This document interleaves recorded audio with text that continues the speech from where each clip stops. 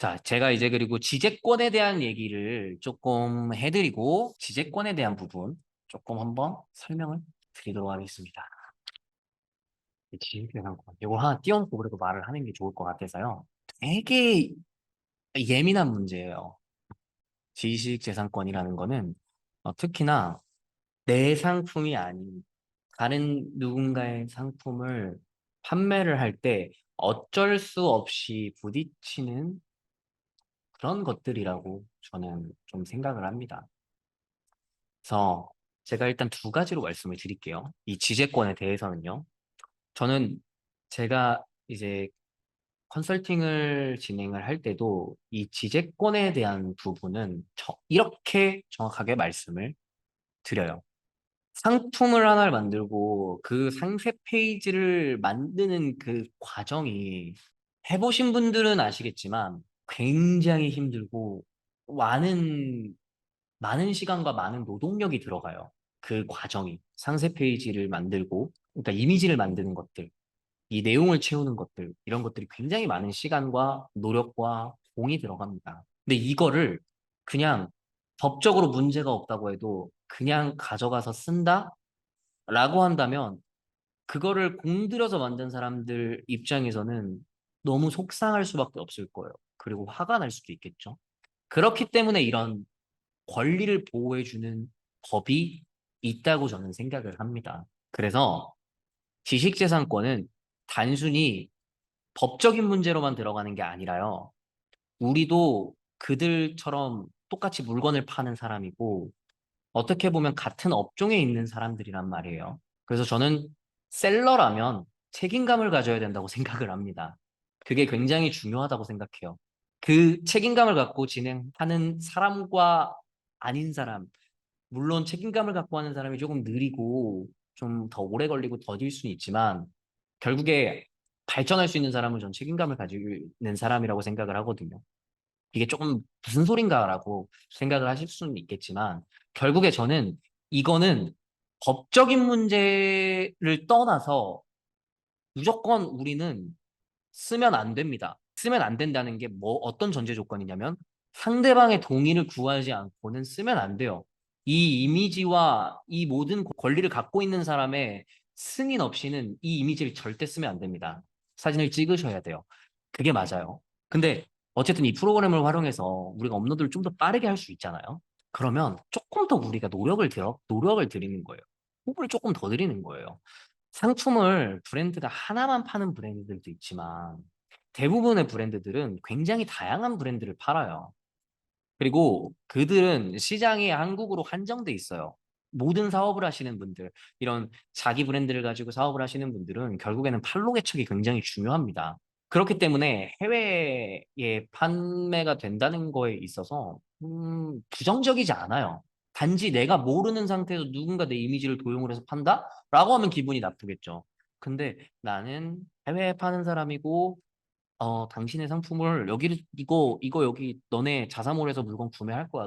너네가 올려놓은 이 사이트에서 물건을 구매할 건데, 이 이미지만 내가 조금 더 사용할 수 있게 해주면 고객들이 아무래도 구매를 더 잘 할 수 있지 않을까. 해외에 있는 고객들한테 정보를 좀 더 잘 주고 싶다. 라는 부분의 얘기를 하는 게 그렇게 생각보다 힘들지 않습니다. 저도 만약에 제가 그런 이미지를 써야 된다고 한다면 전 진짜 전화를 걸어서 물어봐요. 제가 이걸 좀 써도 되겠냐? 난감해 하시는 분들이 있을 수 있죠. 왜냐면 그게 약간 이미지를 긁어서 쓴다고? 라는 부분이 되게 낯설게 다가올 수 있거든요. 그러면 저는 되게 설명을 잘 해드려요.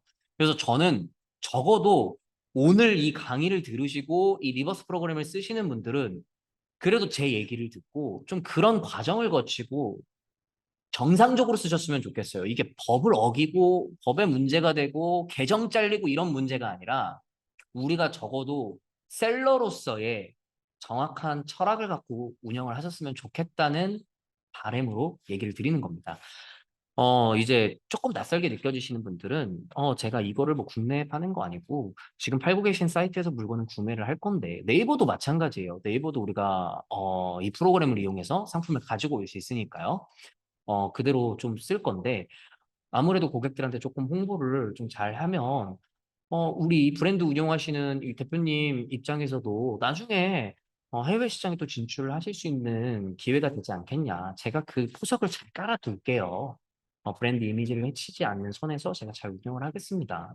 우리가 가격을 흐릴 수도 없고. 그래서 충분히 설득을 하고 쓸 수 있어요. 단지 이게 너무 귀찮고 거절에 대한 두려움, 그리고 거절을 당했을 때 그 기분 나쁨, 이런 것들 때문에 우리가 피하는 거죠. 엄밀히 말하면 그렇습니다. 그래서 저는 이 프로그램을 통해서 그냥 상품을 끌어와서 이미지 그냥 단순히 사용하시는 거, 제가 말한 거를 듣고도 그냥 그렇게 하실 수도 있습니다. 그렇지만 그래도 이렇게 시도를 해보셨으면 좋겠어요. 이런 것들에 대한 시도를 하고 나면 우리가 상품 잘릴 거에 대한 걱정은 적어도 안 해도 되지 않나요? 그건 진짜 정상적인 방법이거든요. 전혀 문제가 되지 않아요. 그렇기 때문에 핸드폰 녹음도 다 되고 메일로 소통을 하면 메일도 기록이 다 남고요. 써도 된다라고 했으니까 문제가 전혀 되지 않는 겁니다. 그런 상황을 좀 만들어 놓고 운영을 하시는 게 저는 좋다고 생각합니다. 그게 맞다고 생각해요. 저는 그게 맞다고 해서 일단 1차적으로 이렇게 말씀을 드리는 거고요. 2차적으로 상품을 일단은 올려요.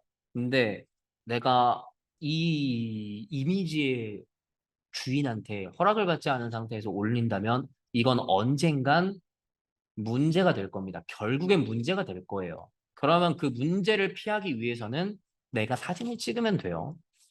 내가 이 마우스를 팔 건데 이 마우스 직접 구매해서 사진 찍고 그리고 상세 페이지 그냥 간단하게 만들어가지고 올리시면 전혀 문제가 안 됩니다. 그거는 전혀 문제가 안 돼요. 그거 외적인 부분으로는 다 문제가 됩니다. 지식재산권은 그렇습니다, 실제로.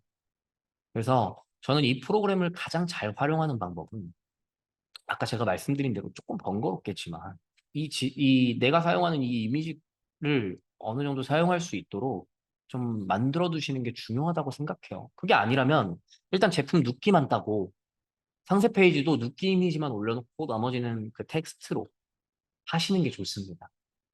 그게 안전하게 샵을 운영하는 방법이에요. 그렇게 좀 참고해서 진행을 해주시면 될 것 같습니다.